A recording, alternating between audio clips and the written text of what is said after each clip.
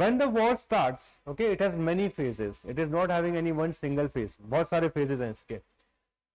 So if we talk about the early phase, Germany during this time started one specific policy known as Blitzkrieg. Blitzkrieg means lightning war, कि जब तक वो लोग सोचेंगे उससे पहले हम उनको खत्म करके आ जाएंगे.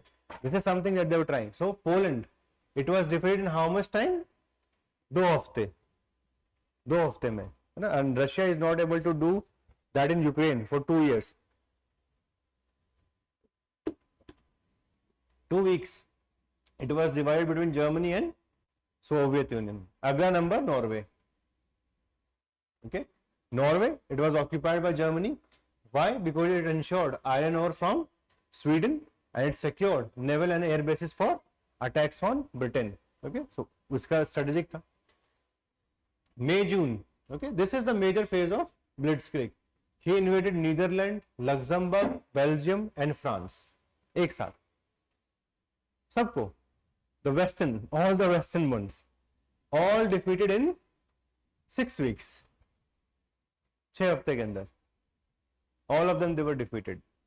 Okay, this was the time when eventually why they were able to do so, because when you expect other militaries or armies to come into your area, you expect कि भाई एक दिन में इतना ही travel कर पाएंगे, कि है ना, along with the tanks they can come up to suppose 200 or 500 kilometers in one whole day.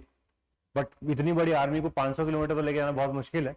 You can go up to 70 or 100 kilometers. A new pill was created by the German scientists, which can keep the German soldiers in good senses for 2 days. 2 दिन तक बिना सोए जा सकते थे वो. पिल आते ना मॉड अलर्ट, कि जिससे नींद ही नहीं आती. That is what they were doing. That is how they came out with this Blitzkrieg. That when the army जो उसको सोने का मन ही नहीं करता, चलते जा रहे हैं regularly. These are the kinds of drugs which were created in order to give them an unfair advantage, and this unfair advantage was going to have a major impact. Okay, so British and Allied troops, around 2 lakh British and 1 lakh 40 French, they were eventually evacuated from an area known as Dunkirk. Dunkirk is a very important turning point in the Second World War. Had these many soldiers been killed in Dunkirk, it would have been very difficult for the Britain to fight against them, because during this time USA and USSR, they had not become part of the war. अभी तक part बने नहीं थे. It was just a European war. It was just a Western European to be precise. अभी तक पूरा east की तरफ आया भी नहीं था. रशिया की तरफ war 1941 में start होगा in June. So in the initial phase, Germany was completely in control.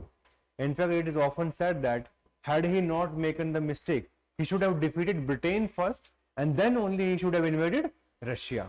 But what he did, when the Britain was not defeated, because Britain is an island, naturally all of us know that. Okay, and if you want to control an island, you should be very strong in navy. So what was the importance of this Dunkirk evacuation? It formed the nucleus of the Free French Army under General de Gaulle, and it was crucial for Britain to regroup. Okay, Italy had already joined Germany in June 1940. Japan joined around this time. Then comes one of the most famous battles known as the Battle of Britain. This Battle of Britain you should remember. Why? This was an aerial battle. Okay, so when the various kinds of planes they went into Britain, bombing was done. Churchill became the leader, and who went out? Chamberlain. Chamberlain, he was no more considered as a prominent leader who can fight a war, and he refused to compromise with Germany. This Battle of Britain is one of the most important battles. Why? Because had Britain not been able to keep itself alive, then the war was completely gone out of their hands. Okay, so what happened in this? German Air Force targeted ports, airfield, industrial installation, London and other cities. They were bombed regularly, all of them.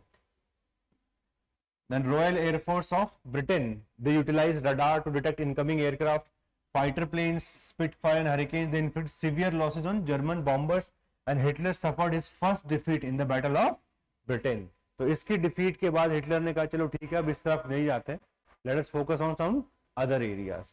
because he was not able to defeat. And simultaneously, U-boat warfare was going on. German submarines, they disrupted the British trade. And then comes the most infamous, and that is the invasion of Soviet Union. Initially, the invasion of Soviet Union, it was considered in November 1940 कि अभी के अभी कर देते, खाली बैठे क्या करेंगे, ओके इधर तो हम लड़ाई कर नहीं पा रहे, कहीं और चलते हैं. However, the invasion of Russia postponed due to Balkan campaign against Yugoslavia and Greece. तो उन्होंने कहा चलो ठीक है, थोड़ा सा रुक जाते हैं, पहले किसकी तरफ चलते हैं, Yugoslavia as well as Greece. Let us go towards that. So that's why the invasion of Russia, it was postponed. However, finally, Operation Barbarossa, this was brought in, and on 22nd of June 1941, Russia was invaded. The moment Russia was invaded, eventually initial victories came to whom? Germany, and they went very close to Leningrad as well as Moscow. They all reached that level. So Blitzkrieg was in full flow. Okay, that they were not able to defeat Britain. It was not a defeat as such for Hitler. The only thing is he was not able to defeat the Britain. So it was more of a draw. But till now he was having everything in the right manner. सब कुछ सही चल रहा था उनके लिए. Then comes the zenith. This is the zenith.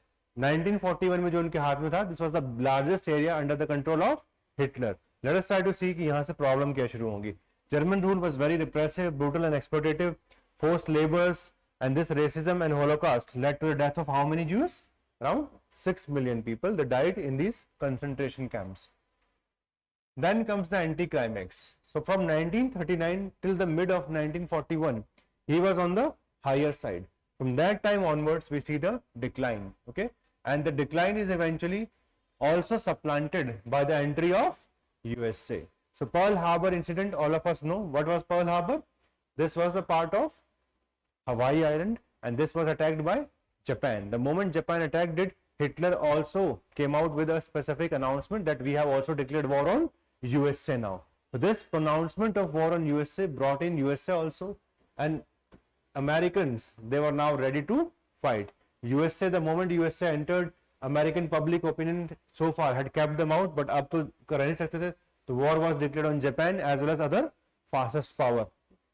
Allied response, Britain and China joined the USA in declaring war on Japan. And there was one act which was passed by the Senate known as the Land-Lease Act. As per this, so much of aid was given to these various countries of Europe so that they can fight against the Axis powers. Then some key battles were fought in Pacific. In August 1942, US forces under MacArthur began playing a prominent role in the Pacific. Battle of Midway in June 1942, it was planned by Japanese Admiral Yamamoto, but it resulted in a very major defeat for the Japanese. So starting from 1942, we see the turn of the tide, and eventually one after the other, they are going to lose.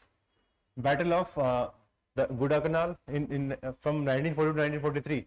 It was an offensive by US Army and Navy in the Solomon Island, and it ended in defeat for the Japanese. Philippines was also being taken by the Americans one more time. 1944, all of us know. Okay, Subhash Chandra Bose along with the Azad Hind Force, they tried to come through which campaign? Imphal campaign, but this campaign eventually failed. Okay, so they were trying to come through this Burma route. Malay and Singapore was taken over by the Allied after pushing out the Japanese forces. So one after the other, the Japanese territories were going out which they had conquered. But if we see the whole Second World War, one battle stands out. This is the Battle of Stalingrad. Okay, and this is something which you need to remember. Why? Because this is a city. Initially, the Soviet Russia was successful, but failed to reach. The Germans failed to reach Moscow.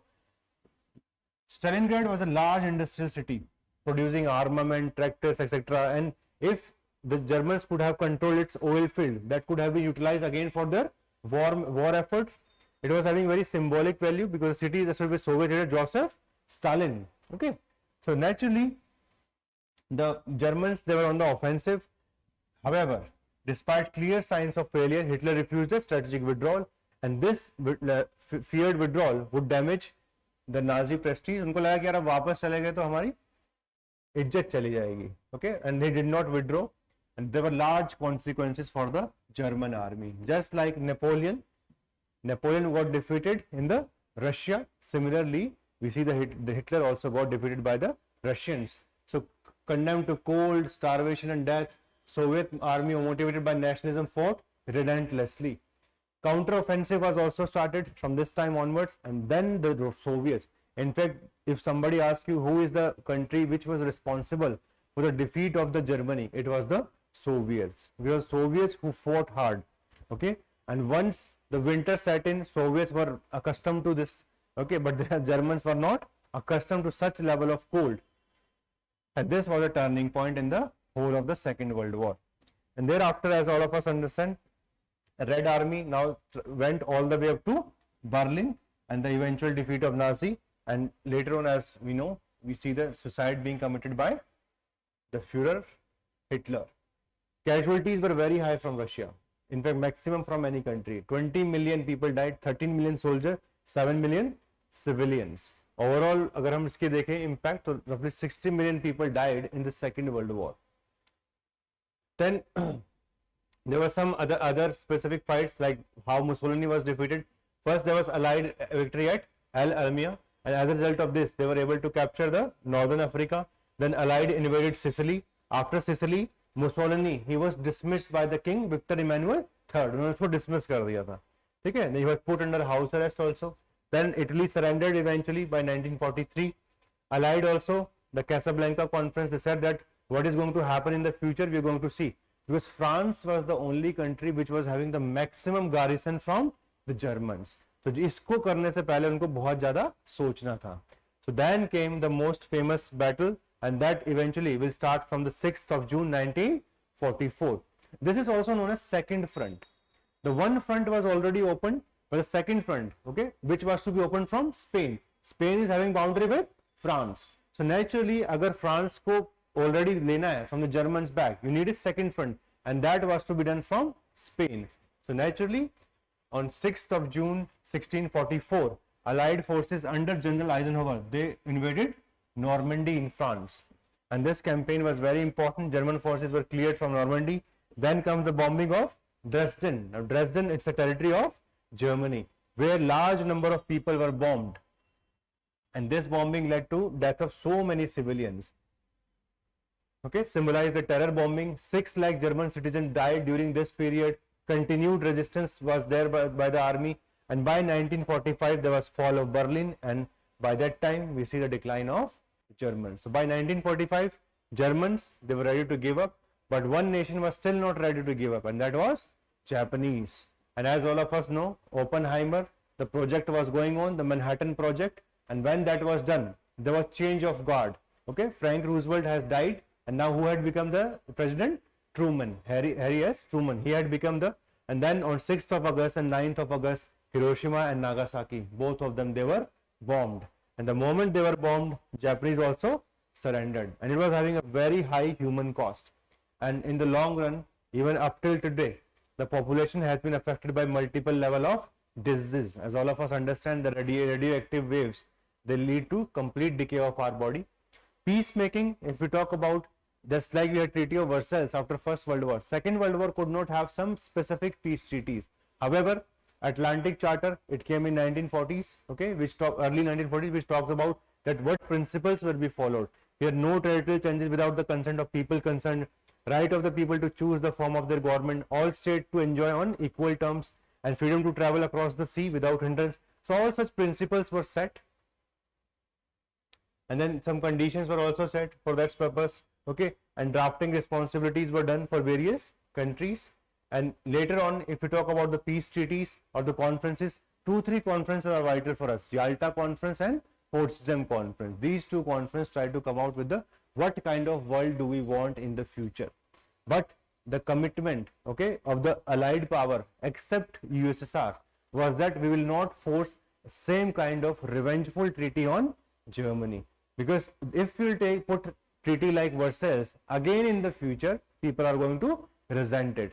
So that's why the right kind of solution could not be found, and Germany was divided into 4 parts along with Berlin. So 4 part में divide कर दिया as a reason, because they thought that this area is the one which we have to look out for in the future.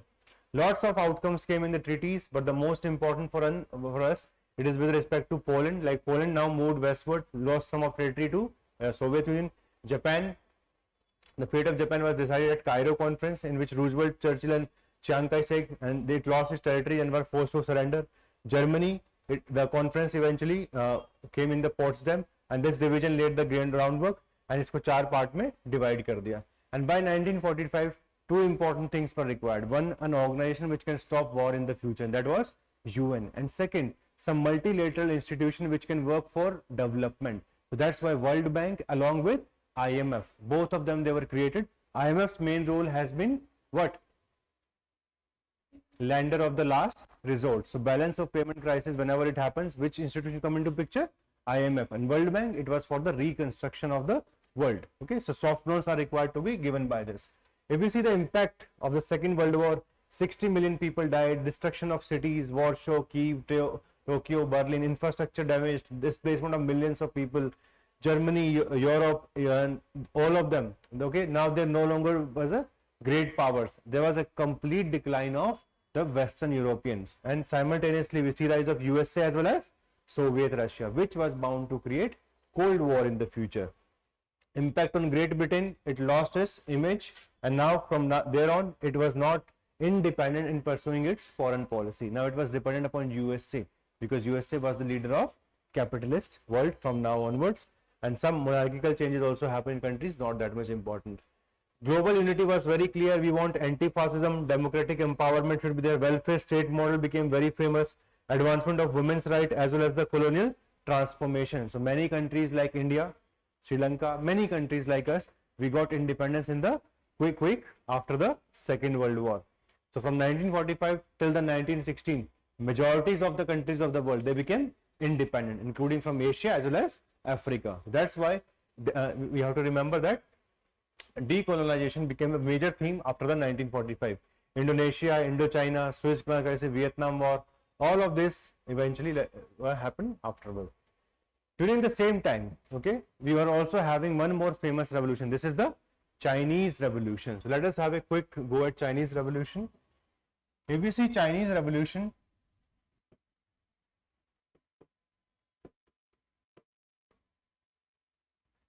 this Chinese Revolution is roughly a contest which happens between the nationalist party known as Kuomintang, KMT, versus Chinese Communist Party, CCP. Okay, initially, as all of us understand, China was under the control of many countries, imperialist countries. It was cut like a melon. It was having spheres of influences. By 1911, we see the downfall of Manchu dynasty. Manchu dynasty falls in 1911, and then a government was set up. Dr. Sun Yat-sen became a very prominent person, and this Sun Yat-sen, he was the founder of Kuomintang, KMT. This Kuomintang initially worked very well. From 1911 till 1925, there was no major difference between KMT and CCP. Chinese Communist Party was led by Mao Zedong, and it was formed in 1921. So till Sun Yat-sen was alive, कोई ऐसा difference नहीं था between KMT and CCP. Both of them, they were having common goals that China should be independent, China should focus on nationalism, China should have land reforms, and there should be democracy in the country. These were the things which were the common for both of them. So they were able to work with each other. However, in 1925, Dr. Sun Yat-sen dies, and KMT's command, okay, it went towards Dr. Chiang Kai-shek. Dr. Chiang Kai-shek, he was completely against the communists. He did not like the communists. As a result, from 1927 onwards, he started a movement to completely kill off the communists. This started a civil war. What is the meaning of civil war? When there is fighting within the country. This was a civil war. The civil war starts from 1927 and continues all the way up to 1936. This is the first phase of civil war. In between, they stopped. Why? Because they had to fight against Japan. And then they resumed it from 1945 and continued till 1949. In 1949, the communists under Mao were able to win, and Chiang Kai-shek, he ran away to the island of Taiwan. All of you must have heard this term in international relation, one China policy. So what is this one China policy? It means China is one nation, but it is having two government. Okay, so that is the policy. That's why India does not even have diplomatic level. Diplomatic level पे या फिर हम वहाँ पे अपनी embassy भी नहीं बनाते. Why? Because Taiwan as well as the Republic China, both of them, they're considered as one China. So Taiwan, it was established under Chiang Kai-shek. So this is known as Chinese Revolution, the victory of Chinese Communist Party against Kuomintang. Kuomintang was even having the support of USA. Why? Because CCP, as all of us understand, it is a communist party, and communist party was never going to be supported by a capitalist country. So this is the context of Chinese Revolution. Now let us try to understand it.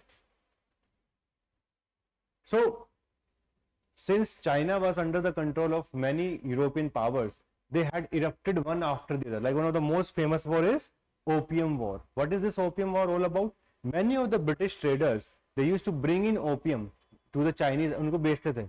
The reason was that they were having a very wide trade deficit. But since the Chinese, they went against him, eventually they had to cede Hong Kong to Britain, open Chinese port to trade and imposed an indemnity. तो Hong Kong इनके पास तब से अभी तक 1997 तक रहा. And 1997 eventually Hong Kong was given by Britain to China. But अब China उसको पूरा integrate करने में लगा हुआ है. So you must be reading in the newspapers कि time and again एक नया law लेके आगे etc. all those. Taiping Rebellion, it was triggered by oppressive political and economic systems.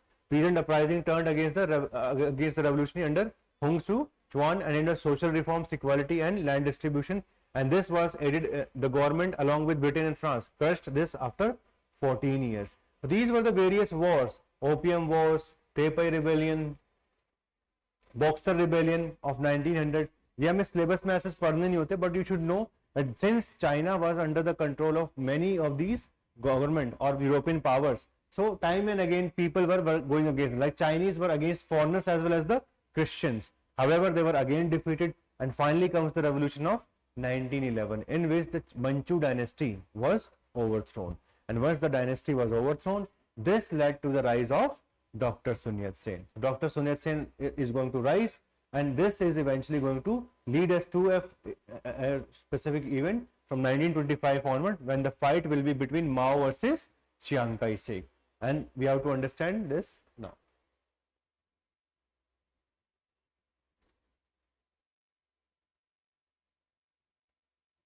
So if we see Dr. Sun Yat-sen, okay, Dr. Sun Yat-sen, he was born into a poor family, educated in a mission school, sparked by interest in politics, and eventually he went against the king or the Manchu dynasty in 1895, established the political party Kuomintang, okay, इन्होंने ये किया in Tokyo in 1905, and he was a believer in three things. तीन चीजें होनी चाहिए: nationalism, democracy and people's livelihood. That's why he was a believer in land reform, nationalism, democracy and land reform. So this is Dr. Sun Yat-sen, okay, and he was somebody who was opposing to unequal treaties, and he has a vision for China, advocated for a republic, not a constitutional monarchy, as the future of China, and that's why he is known as the father of modern India, Dr. Sun Yat-sen. And Dr. Sun Yat-sen was not that much against communists. He was able to work with Mao for roughly 4 to 5 years. Then comes the Communist Party of India, the Communist Party of China. Communist Party of China was eventually growing. Why it was growing? The Russian Revolution started in which year? 1917. The moment it happens, Russia was ready to export the communist policy to the rest of the world. In fact, if you know, the Communist Party of India was also formed in Tashkent around 1920, and it was merged in 1925 with the Communist Party of India here itself, in India itself. Okay, so China growing industrial working class fueled labor unrest, and that's why the Communist Party of China was founded in 1921.